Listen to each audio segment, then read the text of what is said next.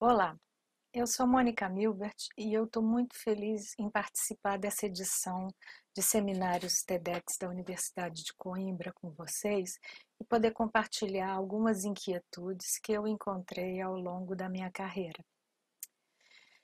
Eu sou nascida no Rio de Janeiro, no Brasil, uma cidade realmente maravilhosa que fica num país não tão tropical, mas abençoado por Deus e bonito por natureza. Eu venho de uma família que tem o mar, os oceanos, na verdade, como linha mestre, que influencia e direciona de uma maneira quase imperceptível as nossas vidas e o nosso destino. Desde muito cedo, eu convivi, vivenciei o mar e a natureza, e não podia ter sido diferente quando eu escolhi a oceanografia como uma carreira, pela indissociabilidade desses ambientes e a minha própria vida, né? Eu sou especialista em ecofisiologia de mamíferos aquáticos e sim, o objeto dos meus estudos inclui baleias, golfinhos, lontras, peixe-boi e, claro, principalmente pinípedes, que são uma das minhas maiores paixões. Eu integrei iniciativas fantásticas de estudos de grandes ecossistemas marinhos, eu estudei o Oceano Austral, contribuí para a observação dos oceanos e estudos de mudanças climáticas.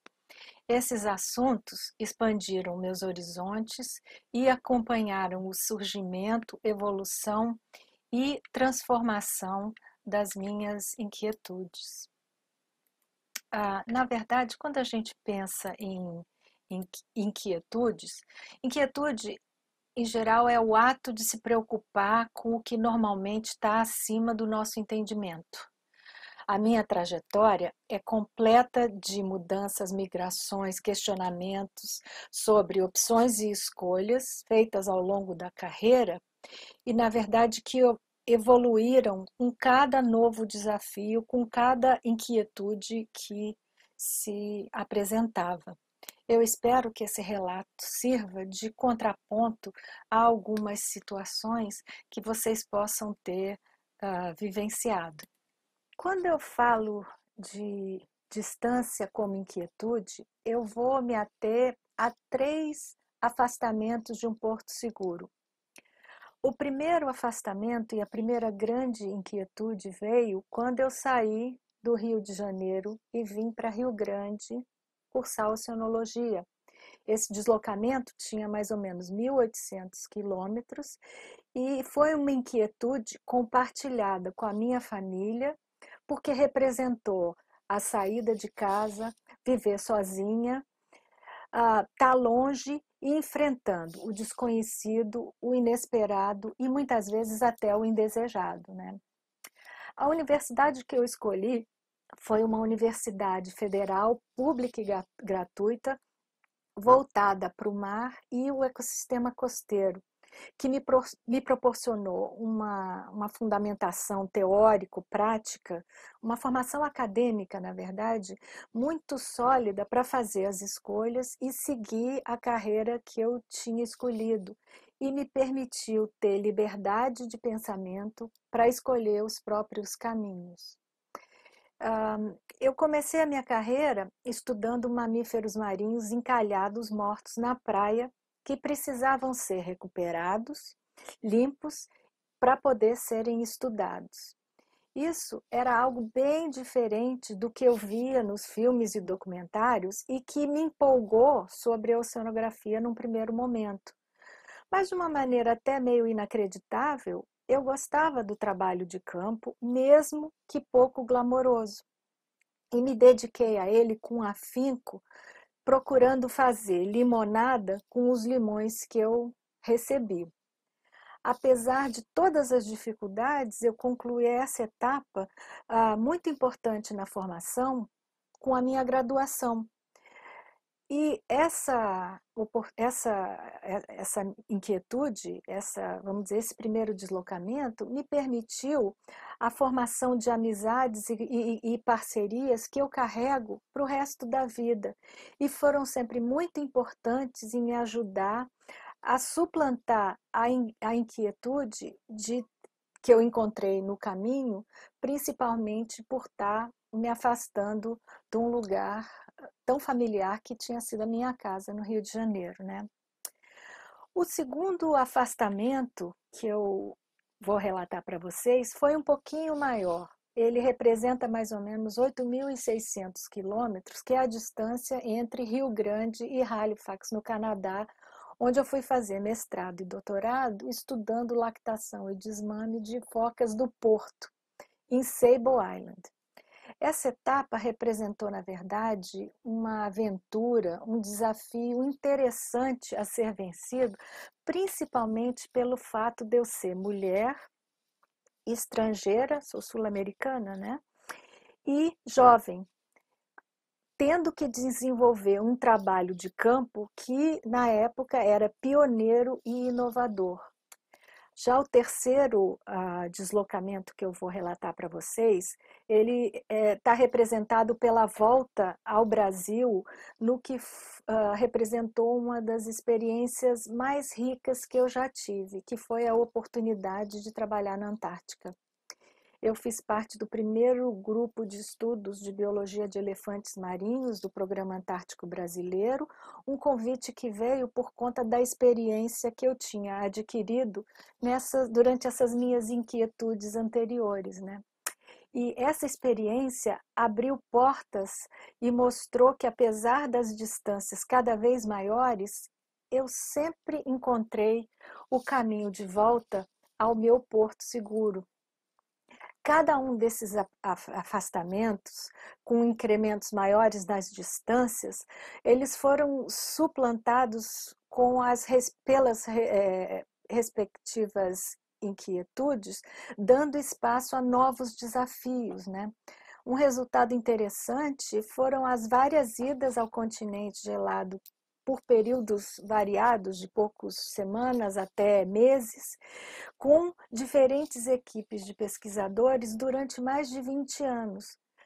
Bom, uma segunda inquietude que eu acho importante trazer para vocês é o trabalho realizado em ambientes remotos e inóspitos.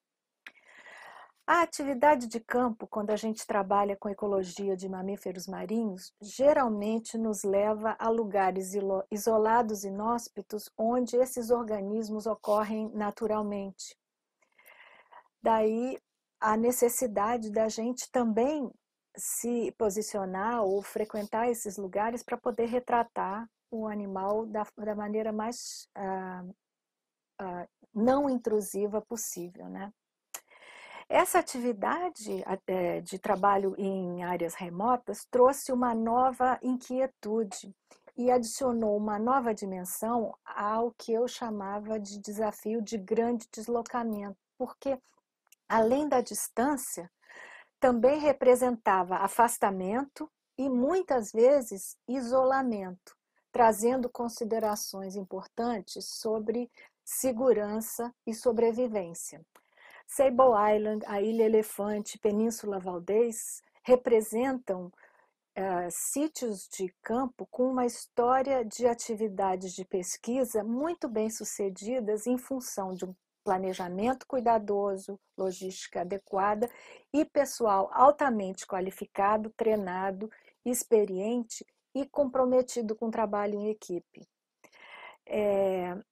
Sable Island fica a 200 quilômetros da costa da Nova Escócia, no Canadá, no meio do Oceano Atlântico. A Ilha Elefante fica nas Shetlands do Sul e tanto a Sable Island quanto a Ilha Elefante, a única forma de se chegar lá é de navio, avião e, particularmente, elefante, através de utilização de helicópteros. Isso, por si só, podia representar uma inquietude praticamente intransponível, uma barreira. Mas Com desenvolvimento tecnológico, apoio logístico e os protocolos de segurança e sobrevivência em locais remotos, auxiliaram a desmistificação desses obstáculos. Além disso, claramente a gente contamos, né, com mentores muito incríveis, colegas e ajudantes de campo dedicados e, mais do que nada, o apoio da família. Mas qual o benefício, então, de se passar por tudo isso? Na verdade, estudar esses organismos no seu ambiente natural é a melhor forma da gente trazer as respostas e o conhecimento que é tão importante para a conservação deles, né? Então, ao mesmo tempo, junto com essa inquietude de isolamento, vem um outro aspecto que junta tanto a distância quanto o isolamento no que diz respeito a escolhas que a gente faz, né?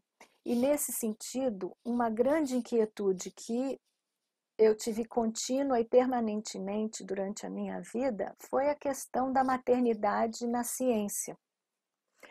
Na minha trajetória particular, a encruzilhada foi um desvio. Eu tive a felicidade de encontrar uma alma gêmea com quem eu formei uma família e que contribuiu para moldar toda a minha carreira, através de apoio, incentivo e incondicionalmente, como um verdadeiro parceiro e, além disso, as nossas famílias também.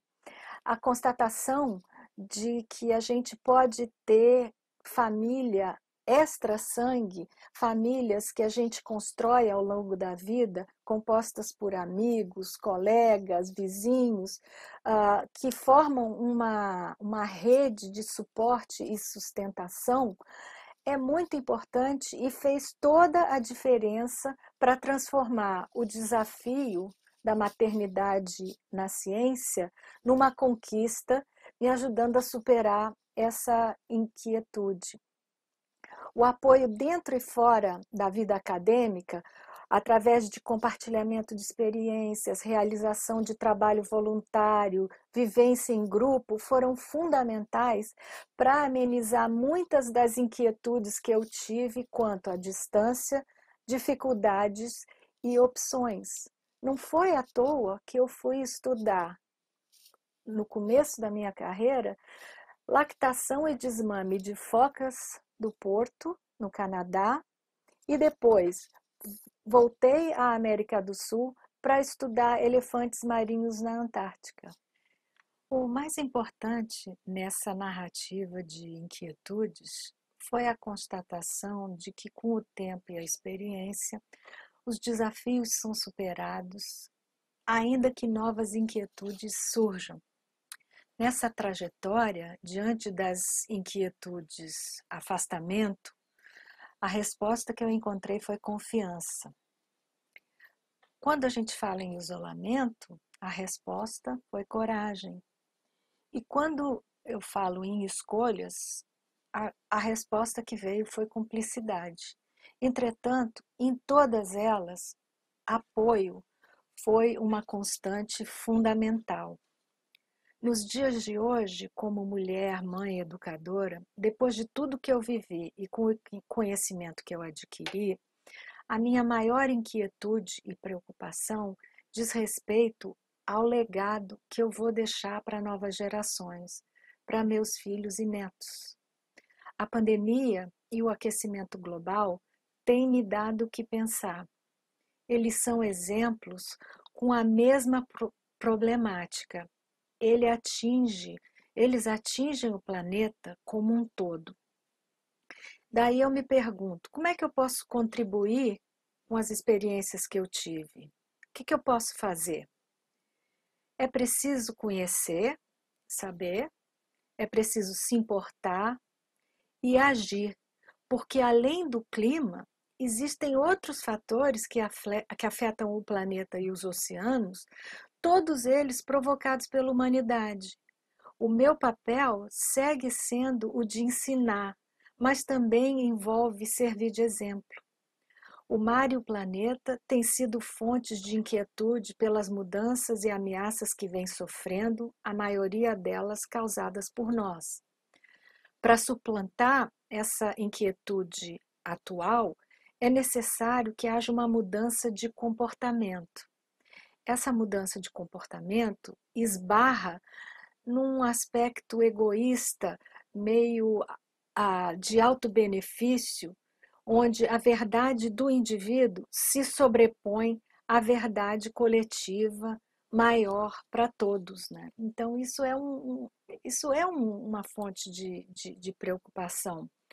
A gente tem que entender que existem diferenças de perspectiva e realidade em quase todos os problemas, e elas precisam ser conciliadas e integradas para que a gente encontre soluções eficazes. Quando a gente fala especificamente para o oceano, a gente vê que ele é importante de maneira diferente para grupos distintos, né? Então, para alguns, o oceano é visto de uma forma mais lúdica. E nesse grupo, eu digo velejadores, esportistas, turistas, apreciadores da natureza, têm uma preocupação genuína, mas um pouco afastada. Enquanto que existem aquelas pessoas que são diretamente afetadas pelo oceano de uma forma mais visceral, como no caso de pescadores, residentes de ilhas e cidades costeiras, comunidades tradicionais que dependem do mar, dos oceanos e dos biomas associados para a sobrevivência. Então, isso é muito importante. A mudança de comportamento capaz de promover desenvolvimento sustentável, que é o que a gente precisa, requer olhar para os dois lados e procurar cada um fazer a sua parte, cedendo um pouco em prol do coletivo. Isso é uma lição que a gente precisa propagar. O futuro, na verdade, não é um lugar ou um momento ao qual a gente está se dirigindo. É algo que a gente constrói e cria no dia a dia. A gente precisa garantir que o desenvolvimento sustentável ocorra através de educação, fornecendo conhecimento, empatia, quando a gente respeita as diferenças, e equidade, quando a gente dá chances iguais para todos. Isso se nós estamos realmente comprometidos com um mundo melhor. Muito obrigada e até uma próxima oportunidade.